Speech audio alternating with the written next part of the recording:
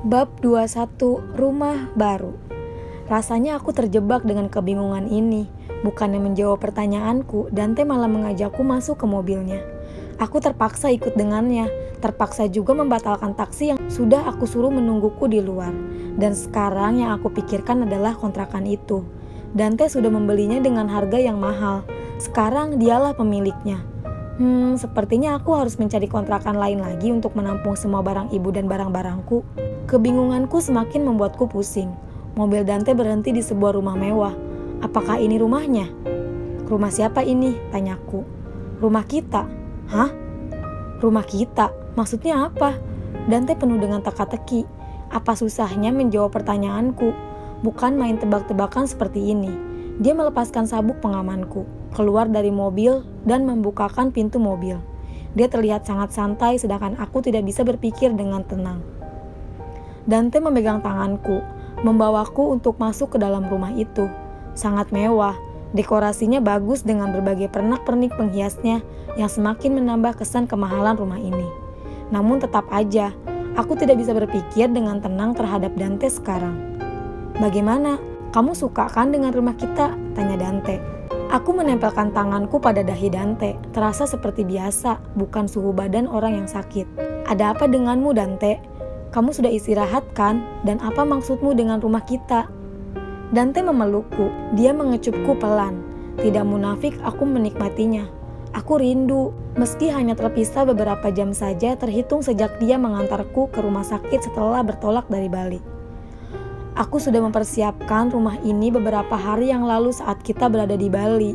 Aku hanya ingin memilikinya berdua denganmu, sama seperti pasangan yang lain. Jawab Dante. Aku mengebuskan napas kasar. Dante memang pria yang baik padaku.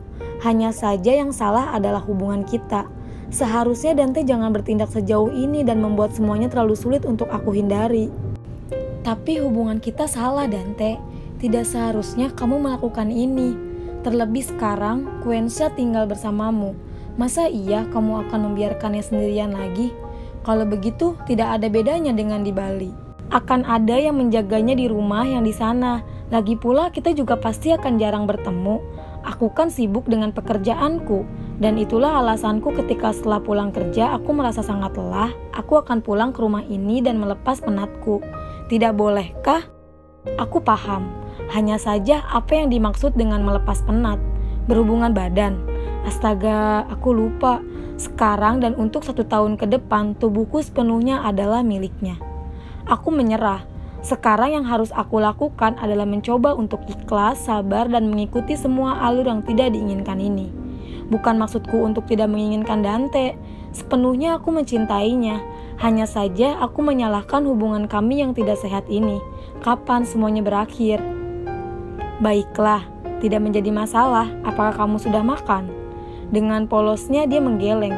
Astaga, bayi besarku yang menggemaskan ini kenapa selalu membuatku bisa mengubah moodku dengan cepat. Ketika nanti kita berpisah, pasti hal inilah yang aku rindukan. Coba kita lihat dapurnya, apakah lengkap seperti perabotan rumah ini? Ujarku dan berjalan lebih dulu ke dapur. Tidak mau jauh, Dante menyusulku dengan cepat dan memegang tanganku. Melihatmu masak adalah hobiku. Ucapannya membuatku melayang. Banyak yang mengatakan kalau ketika istri sedang memasak, ada aura tersendiri yang keluar darinya. Dan bagi laki-laki itu adalah hal yang sangat menarik dan istimewa. Hanya saja aku bukanlah istri Dante.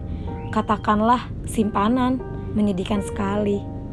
Sama seperti aku baru masuk ke rumah ini. Aku juga merasa takjub ketika membuka pintu dapur. Perabotannya juga tidak kalah lengkap. Bahkan ada beberapa alat yang tidak aku ketahui fungsinya. Dan aku yakin pasti aku sangat membutuhkannya nanti. Tidak kalah terkejut dengan sebelumnya, membuka kulkas Dante sangatlah membuatku semakin semangat. Ada begitu banyak bahan makanan dan terlihat baru dimasukkan ke dalam kulkas. Mau masak apa? Tanya Dante memelukku dari belakang. Aku tidak tahu, seketika otakku menjadi blank setelah melihat bahan-bahan di kulkas ini. Kamu tunggu aja dan biarkan aku perang dengan bahan-bahan ini. Dante menurut. Dia tidak lagi memelukku dan duduk menontonku. Oke, mari berperang dan membuat sesuatu yang menarik, ujarku pada diri sendiri. Sangat senang sekali rasanya kalau apapun yang kita masak akan habis dengan cepat. Sama sepertiku sekarang, Dante sangat lahap memakan makanan yang aku buat. Bahkan aku sampai tidak tahu kalau nafsu makannya yang sangat besar seperti tadi, sangat rakus.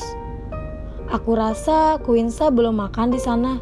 Ucapku tiba-tiba yang teringat pada Quinsa. Ada orang yang memasakkannya di sana, tenang aja, jawab Dante dengan mulut yang masih penuh dengan makanan. Habiskan dulu baru bicara, nanti keselak. Pinjamkan aku ponselmu, aku mau nelpon Quinsa, aku tidak miliki kontaknya. Dante menyerahkan ponselnya padaku. Aku merasa terenyuh melihat wallpaper ponselnya. Kapan dia mengambilnya? Dan kenapa dia memakai foto ini sebagai wallpaper ponselnya? Bagaimana jika adik melihatnya? Aku menelepon Quinsa, dering pertama langsung diangkat olehnya. What's wrong Dante? Tanya Quinsa dengan nada yang kesal. Aku tertawa kecil. Sepertinya aku sudah mengganggu waktunya hingga kesal seperti itu. It's me, Ana. Oh, what's wrong, Ana? Tanyanya lagi. Nadanya seketika berubah menjadi lebih lembut, membuatku berpikir apakah selama ini mereka sering bertengkar. Kamu sudah makan? Tanyaku sepintas aku melihat Dante menatapku. Not yet. Bagaimana kalau aku buatkan makanan dan mengantarnya nanti ke sana? Tawarku. Terdengar dia sangat excited setelah aku menawarkan itu. Of course, I don't know, but now I want brownies almond, ujar Quinsa. Brownies almond, tanyaku memastikan.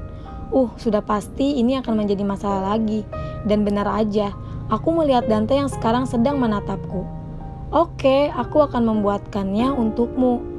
Tunggu aja, nanti aku akan kesana dengan Dante, ucapku. Oke, see you. Aku matikan ponsel itu dan menatap Dante. Sepertinya nafsu makannya sudah lenyap begitu saja. Bahkan tatapannya pun berbeda. Jangan buatkan kalau ujungnya nanti akan membuatmu sakit, ucap Dante. Please Dante, biarkan aku membuatkannya brownies ini. Aku janji, aku tidak akan ikut makan. Aku hanya membuatnya dan nanti mengantarkannya. Kasian dia belum makan, sepertinya makanan di sana belum cocok dengannya. Dante menghela nafas kasar. Baiklah. Oke, jangan ngambek gitu dong, sekarang makan lagi. Aku akan membuatkan Quinsa brownies almond sebentar. Karena menunggu brownies almond itu jadi, akhirnya kami ke rumah Dante untuk mengantarkan Quinsa makanan agak petang. Tapi itu semua tidak mengurangkan semangatku untuk memberi Quinsa.